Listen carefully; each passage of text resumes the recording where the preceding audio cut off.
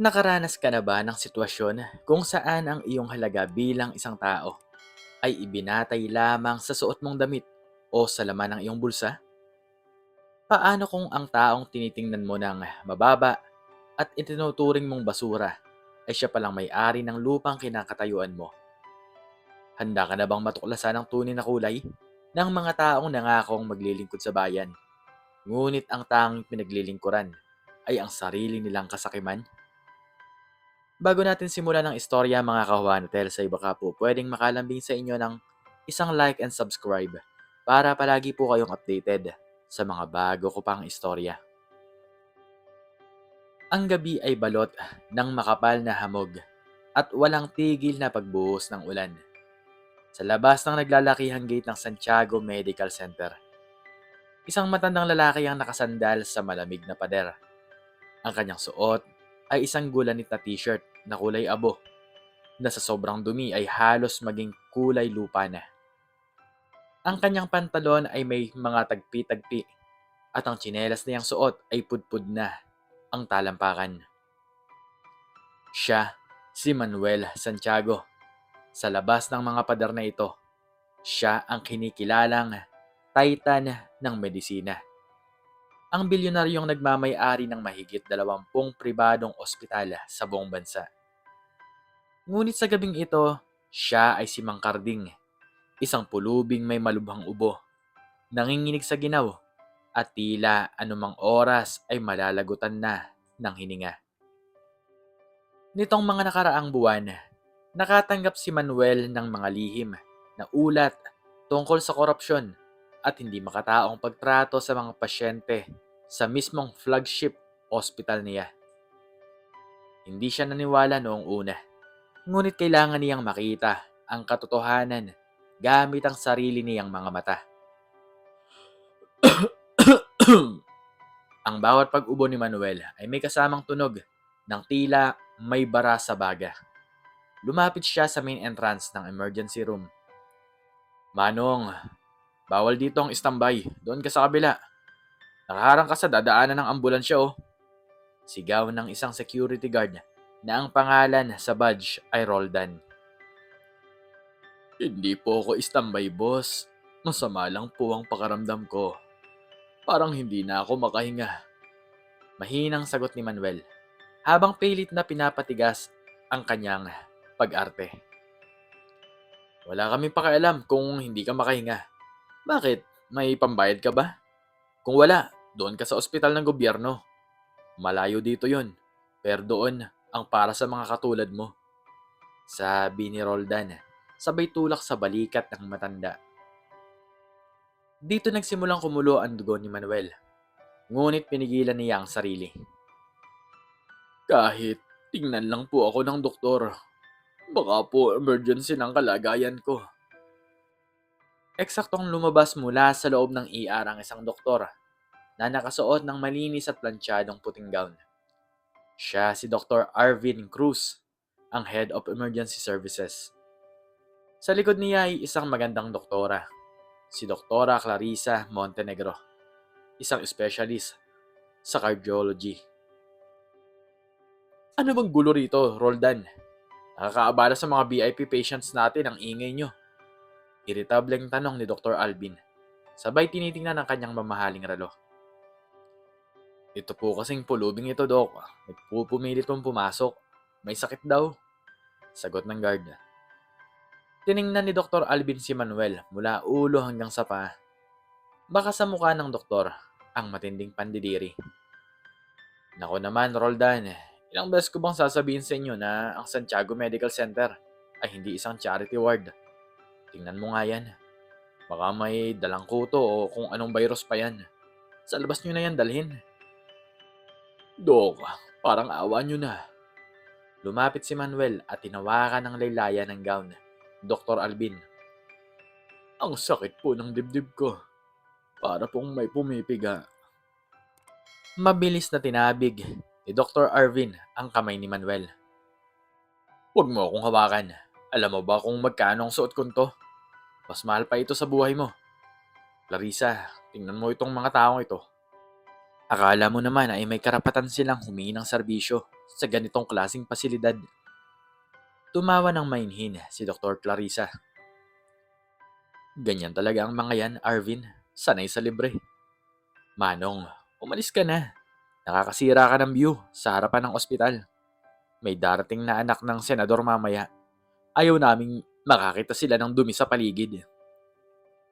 Pero Dok, sumumpa po kayo. Yung Hippocratic Oath, bulong ni Manuel. Nagpantig ang tenga ni Dr. Arvin. Huwag mo akong tuturuan ng sumpa-sumpa. Ang sumpa ko ay gamutin ng mga taong may kakayahang magbayad para manatili ang kalidad ng ospital na ito.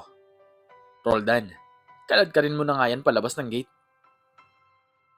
Bago pa man makakilos ang guard, isang batang nurse ang lumabas mula sa pinto. Siya si Nurse Elena. Mabilis siyang lumapit sa matanda nang makitang namumutla na ito.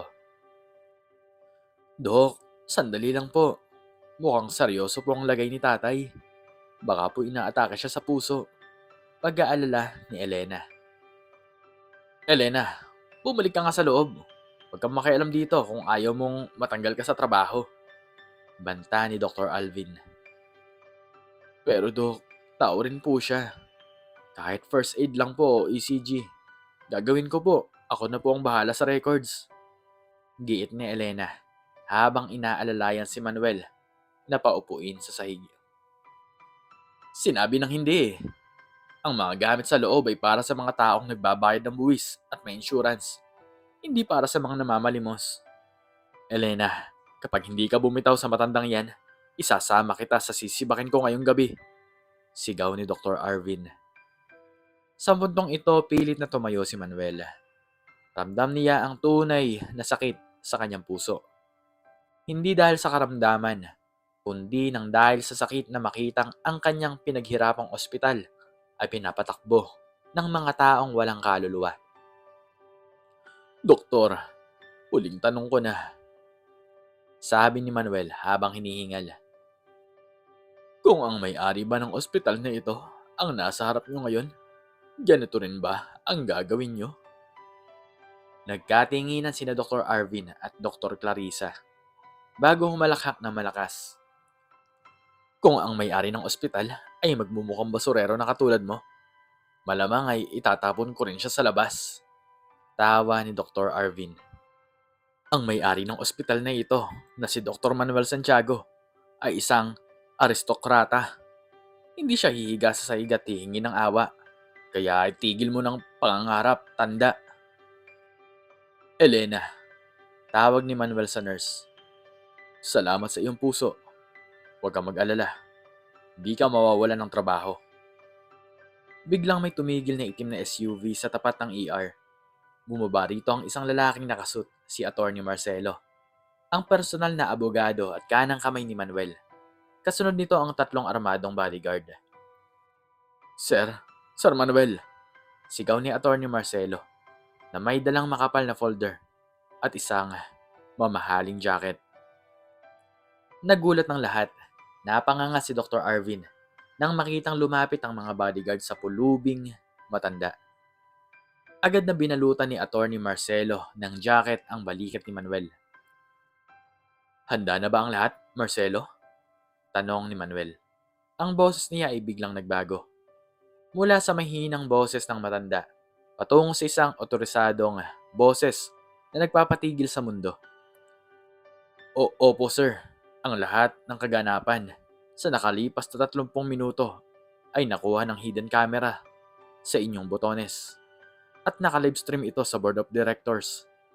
Sagot ni Marcelo. Tumigas ang mukha ni Dr. Arvin at Dr. Clarissa. Mistulang binuhusan ng malamig na tubig ang dalawang doktor. Ang kanilang mga tuhod ay nagsimulang manginig. Sir? Dr. Santiago? Nauutal na tanong ni Dr. Arvin. Ang kanyang muka na kanina ay puno ng kayabangan ay napalitan ng isang matinding takot. Tumayo ng tuwid si Manuel. Inalis niya ang kanyang maruming wig at pinunasan ang dumi sa kanyang muka gamit ang panyong ibinigay ni Marcelo. Oo, Arvin. Ako ang basurerong sinasabi mo. Ako ang taong mas mahal pa ang suit kaysa sa buhay ko. At ako rin ang taong nagbabayad ng mataas na sweldo mo para itrato ang mga pasyente ko ng ganito? Sir, hindi ko po alam. Kala ko po ay nagbibiro lang po kayo. Patawad po, sir. Mabilis na lumapit si Dr. Arvin at akmang luluhod sa paanan ni Manuel. Huwag mo akong hawakan, Arvin. Baka madumihan ang suit ko na mas mahal pa sa buhay mo, di ba? Balik ni Manuel sa mga salitang binitiwan ng doktor kanina. Sir Manuel, pakiusap. Baka pwedeng pag-usapan natin to. Isang pagkakamali lang po yun, sabi ni Dr. Clarissa na nanginginig na rin ang boses. Marami po akong natutulungang pasyente rito. Huwag niyo naman po sanang sirain ang karir ko. Isang pagkakamali? Tumaas ang boses ni Manuel. Ilang pasyente nang tinanggihan niyo dahil wala silang pambayad? Ilang pamilya na ba ang umiiyak dahil sa arogansya niyo? Ang Santiago Medical Center ay itinayo ko, hindi para sa pera, kundi para magligtas ng buhay. Ngunit ginagawa niyo itong palengke ng laman at pera. Lumingon si Manuel kay Elena na hanggang ngayon ay hindi pa rin makapaniwala sa nangyayari. Nurse Elena, pumarito ka. Lumapit ang dalaga. Nakayoko at tila natatakot din. Sir? Huwag ka matakot. Ikaw lang ang tanging nakapasa sa pagsusulit ko ngayong gabi. Sa gitna ng dilim at ulan, nakita mo ang tao sa likod ng maruming damit. Mula sa araw nito, ikaw ay itatalaga ako bilang Head of Nursing Quality Control ng ospital na to. At ang sahod mo, dodoblehin ko. O kung gusto mo naman, titriplehin ko pa. Nakangiting sabi ni Manuel. Naku sir, maraming salamat po. Maraming salamat po. Naiiyak na pasasalamat ni Elena. Pagkatapos ay hinarap ni Manuel ang dalawang doktor. Tungkol naman sa inyo, Arvin, Clarissa, at pati na rin ikaw, Guard Roldan. Sir, parang awan niyo na po. May pinapaaral pa po akong mga anak. Lumuhod na ng tuluyan si Dr. Arvin sa semento, kahit nabasa ito ng ulan. Huwag niyo po kaming tanggalan ng lisensya. Patawad po, sir. Magbabago na po kami. Gagawin naming libre ang serbisyo namin sa loob ng 1 taon. Huwag niyo lang po kaming tanggalan ng lisensya. Pagmamakaawa naman ni Dr. Clarissa habang humahagulgol. Huli na ang lahat. Malamig na sabi ni Manuel. Marcelo, basahin mo ang desisyon. Binuksan ni Attorney Marcelo ang folder. Dr. Arvin Cruz at Dr. Clarissa Montenegro. Base sa nilabag niyong Code of Ethics at sa mga ebidensyang nakalap ng aming internal audit tungkol sa pagtanggap niyo ng under-the-table commissions mula sa mga pharmaceutical companies. Kayo ay opisyal na tinatanggal sa trabaho sa lahat ng sangay ng Santiago Hospital. Epektibo ngayong gabi. Bukod dito, ang Board of Medicine ay nakatanggap na rin ng formal na reklamo mula sa amin para sa mga kanselasyon ng inyong mga lisensya bilang isang doktor. Sir, wag po. Sigaw ni Dr. Arvin. Pinaghirapan ko ang lisensyang to. Pinaghirapan nyo? Ang lisensya ay isang pribilehiyo na ibinigay sa mga taong marunong magbahalaga sa buhay. Hindi nyo deserve ang titulong doktor. At ikaw naman, Roldan, ang security agency mo ay tatanggalan ko rin ng kontrata. Hindi ko kailangan ng mga gwardyang marahas sa mga taong nangangailangan, sabi ni Manuel. Tumalikod na si Manuel at naglakad patungo sa kanyang sasakyan. Ngunit bago pumasok, tumigil siya at lumingon. May isa pa palang kaganapan na hindi nyo alam, sabi ni Manuel sa mga doktor na nakaluhod pa rin sa ulan. Nag-angat ng tingin ng dalawa. May bahid ng pag-asa na baka magbago pa ang isip ng matanda. Ang matandang pulubi na tinanggihan nyo kanina, hindi lang siya nagpapanggap. Sa totoo lang, kakatapos lang ng Biopsy ko kahapon. Mayroon akong stage 4, lung cancer. Pag-amin ni Manuel. Nagulat ang lahat, maging si Elena at si Attorney Marcelo. Kaya ako ito ginawa. Dahil gusto kong siguraduhin na bago ako mawala sa mundong ito, ang maiiwan kong legacy ay mapupunta sa tamang mga kamay. Gusto kong matiyak na ang mga pasyenteng maiiwan ko ay hindi tatalikuran ng mga doktor na pinagkatiwalaan ko. Ngayong gabi, sinagot nyo ang tanong ko. Hindi kayo karapat-dapat. Sumakay na si Manuel sa SUV. Ang sasakyan ay dahan-dahang umalis. Habang naiwan sa gitna ng ulan ang dalawang doktor. Mga taong may matataas na pinag-aralan, ngunit bagsak sa pagsusulit ng pagkatao.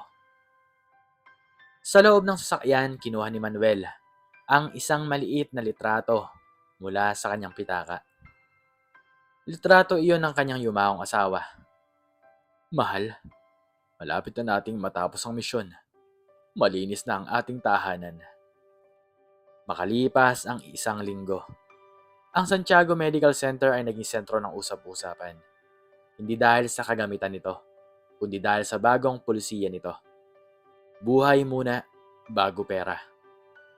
Ang mga mahihirap na pasyente ay binuksan ng isang espesyal na wing na tinawag na The Carding Wing, kung saan ang serbisyo ay libre at ang mga doktor ay pinipili base sa kanilang malasakit at hindi lamang sa kanilang talino. Si Nurse Elena ay naging simbolo ng bagong pag-asa ng ospital.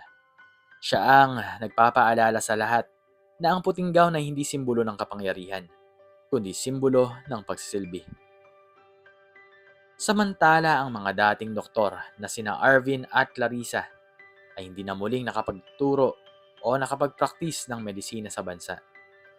Ayon sa mga balita, nagtatrabaho na lamang sila sa mga maliliit na opisina, malayo sa kinang ng ospital na dati nilang pinagharian. Isang hapon habang nakaupo si Manuel sa kanyang hardin. Pinapanood ang paglubog ng araw. Tinanong siya ni Attorney Marcelo. Sir, bakit kailangan nyo pang magpanggap na pulubi? Pwede naman nating ipa-audit na lang ang mga records. Napangiti si Manuel habang iniinom ang kanyang tsaa. Marcelo, ang records ay pwedeng dayain ng panulat. Ang mga pera ay pwedeng itago ng accountant. Pero ang tunay na ugali ng tao, lumalabas lang yan. Kapag ang kaharap nila ay isang taong sa tingin nila ay wala silang mapapala. Tumango si Marcelo. Ngayon ay naintindihan na niya. Ang pinakamabisang gamot sa isang bulok na sistema ay hindi operasyon, kundi ang paglalantad ng katotohanan. Gaano man ito kasakit. Sa huli ang kwento ni Dr. Manuel Santiago ay isang paalala sa ating lahat na ang tunay na kayamanan ay hindi nasusukat sa laki ng ating kinikita o sa taas ng ating posisyon sa lipunan. Ang tunay na halaga ng isang tao ay makikita kung paano niya ituring ang mga taong wala namang maibabalik na pabor sa kanya. Sana ay nagsilbing aral ito sa bawat isa sa atin na huwag maging mapanghusga sa panlabas na anyo dahil sa dulo ng lahat, tayo ay pare-parehong tao lamang. Isinisilang na walang dala at pananaw na walang madadala kundi ang mga kabutihang nagawa natin sa ating kapwa. Ang tunay na kapangyarihan at karunungan ay walang saysay kung ito ay walang kalakip na pagpapakumbaba at malasakit sa kapwa. Huwag hamakin ang maliliit dahil hindi mo alam kung kailan ka kakailanganin ng tadhana na dumaan sa maliit na pintuang kanilang binabantayan. Ang paggalang ay ibinibigay sa lahat, anuman ang estado ng buhay. Ikaw, ano po ang natutunan nyo sa istoryang ito? Makiki-comment naman po ako sa baba kung ano man po ang inyong natutunan. At hanggang dito na lamang po nagtatapos ang aking storya. Sana po ay nabigyan po kayo nito ng isang magandang aral. Please like, share, and subscribe. And click the notification bell para po palagi kayong updated sa mga bago ko pa pong istorya. Muli ay maraming salamat po. At God bless us all.